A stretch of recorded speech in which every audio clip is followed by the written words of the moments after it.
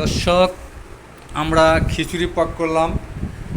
এই যে আমাদের খিচুড়ি, অলরেডি খিচুড়ি পাক করছি। এখন সবাই মিলে আমরা খাবো। প্রবাসী যারা আছি, দেখেন প্রবাসী ভাইদের কত কষ্ট,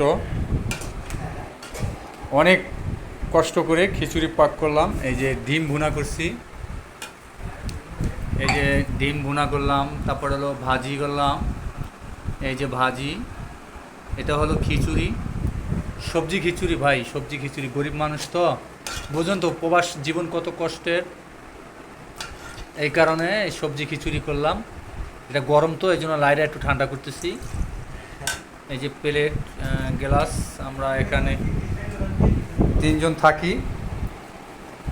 আমরা এখানে, এই যে ভাই এখানে পাক শাক করি আমরা, এই যে আমরা এখানে পাক শাক করি, এখানে ঘুমাই। এই যে প্রবাস জীবন তো ভাই অনেক কষ্টের জীবন, তা তো বুঝেন।